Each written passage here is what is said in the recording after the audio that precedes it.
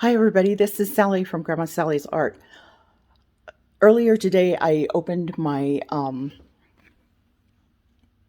Finnair or Resiners bubble free machine, and I just thought I would go ahead and start it up and use it, and I'm going to show you how to go about using it. First of all, it comes with this plastic container that you set the cup in, okay? And they send that. This is the top of the machine that goes on, and there's a button that tells you how much pressure, the on and off, and then how long you start and a pause, but also the on button, you tell it whether it's 5 minutes or 9 minutes. You hit it once, it's 5 minutes. You hit it again, it's 9 minutes for the machine to work. You got the plug-in attachment, these cups, and this is the machine, and that's about it. The cups that they sent are 8 ounces. It's been a long time since I only make 8 ounces at a time. I mean, this morning or the other day I made 24, so I don't know. It should be interesting, but I'm going to stop. I'm going to whip up a little bit of resin, and we're going to try it out, and I'm going to show you how it works. Be back in a sec. Okay, I'm back. I mixed up 3 ounces of resin, 1 ounce of B and 2 ounces of A, and I had my I got my gloves, and I had my respirator on. Okay, I took it off so I can finish this video, but I'm going to turn the camera around. Okay, so we're going to take, this is our cup of resin, and actually, I need to put something in there. Hang on here a second. Okay. So what I did is I went and got a plastic lid to put in there, just in case there's overflow. I'm going to need to get a silicone mat or something to put in there to protect it. Okay, we're going to grab our top. We're going to put our top on. Okay, so now we got our top on. Now I need to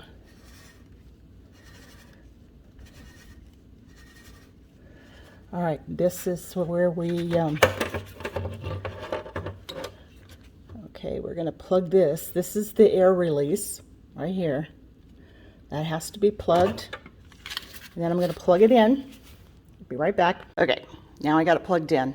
Can't do all that with just one hand. Okay, so now let's see. We've got, now it's on.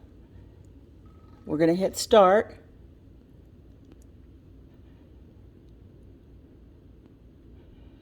Okay. There it goes. All right. Now, I am going to have to learn to fast forward stuff. So that's what I'm going to do. And be patient with me while I work through all this. This is not, I'm not set up very well for this, but I'm hoping you can see. Get that out of the way.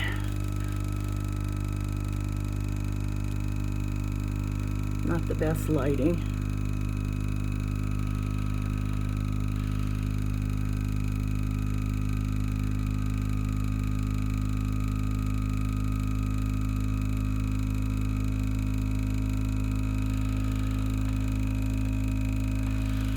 There's a bunch of bubbles on the top.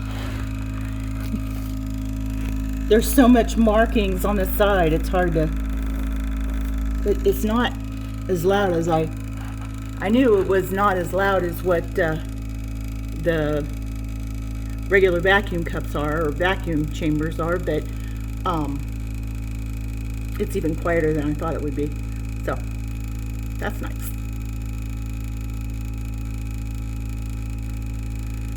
Now, when I mix my resin, it's two-part. So there's a part A and part B, and you start with your part B. You mix 1 part of that and 2 parts of the A. And oh my, you can see the difference down below, how that's clearing up. Anyway, you mix it for 5 minutes, scraping the sides, scraping the tool that you're using to mix, and then at the end of the 5 minutes, you pour it in another cup, and you set your timer. You mix it another 5 minutes, because you want to make sure it's mixed very well. When you start to mix resin, you see a lot of striations and discoloration and that kind of thing. And you can tell usually when it starts to clear up that you've got it mixed pretty well. This particular resin should not have as many bubbles, but look how many bubbles are in there. The only thing that I did do that was a little different was that I mixed it in a styrofoam cup to begin with, and I suspect that might have introduced a lot more bubbles because it was more hazy than I've ever seen before, so that might have been it. But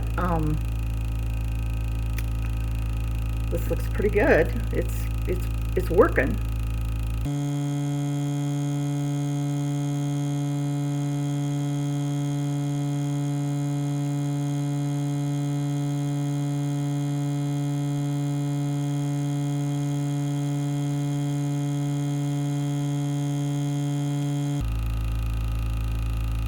And what it's doing is it's causing the bubbles to rise to the top.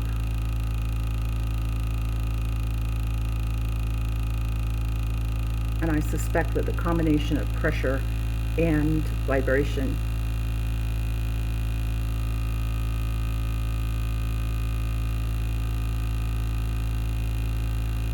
I'm definitely going to need to get a different mat or something.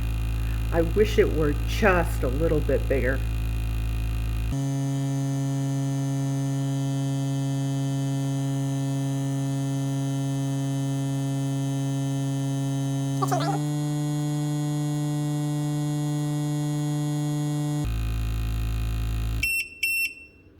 Okay, it's done. Now the next thing we got to do is we need to release the pressure. And of course, I can't get to it because I got a glove on. All right, hang on. Okay, glove off. And I don't know whether you're supposed to release the pressure and then run it another 5 minutes, or you should leave the pressure, leave it alone, and then hit it again. But we're going to hit it again.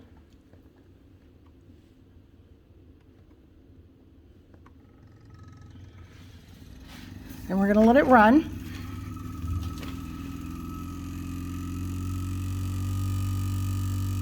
And I'll edit a lot of this out. Sorry about the camera not being very steady. This is deep pour resin. It has a very long working time, like almost 60 minutes. So,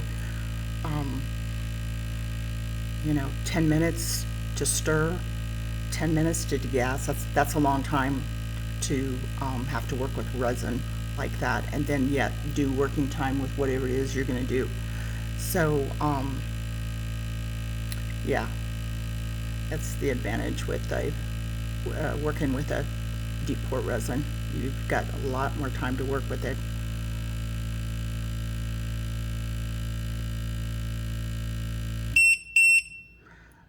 Okay, there's the button again, or the signal. It's done. We're going to open up the chamber with the little valve, and there you see all the bubbles, how it went away.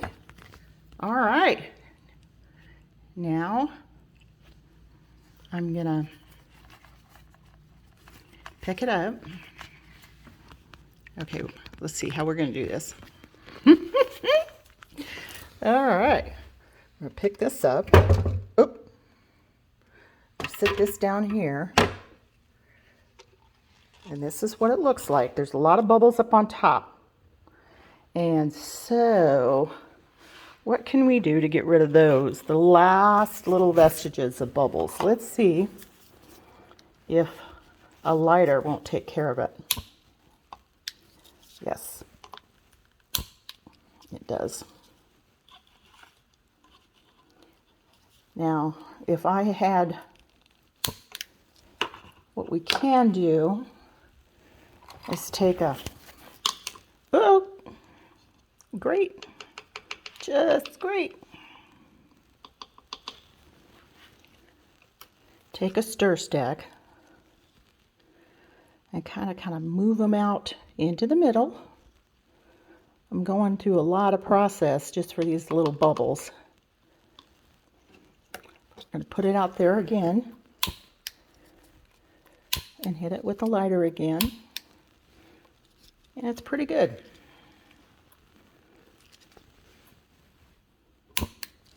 Okay, good enough. Now we're going to take it over here where I'm working on a project.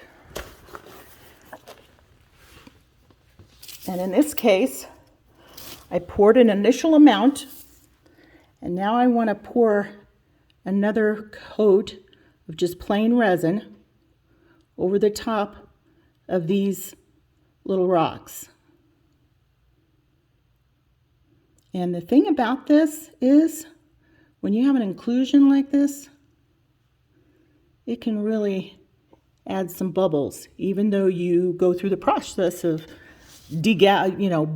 taking the bubbles out and then degassing it. See, there's a bubble right on top. You can see right here. It's tough because okay. Oh no, okay. That's just the rock poking out. So we're going to do a little more in here because I want it covered. I guess it doesn't really have to be covered per se, but I wanted them stuck, because if I fill it up with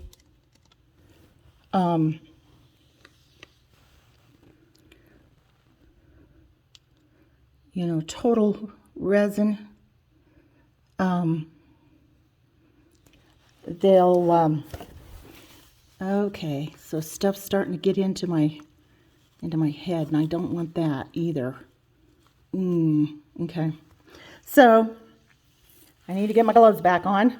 I need to go to work, but that's how the machine works, and I'm pretty pleased with it, and I'm looking forward to working with it again. So if you like this video, give it a thumbs up. Let me turn around. If you like this video, give it a thumbs up. Like, share, and subscribe. If you've been here before, thanks for coming back. And if you're new, hi, I'm glad you're here, and we'll see you on the next video. Bye.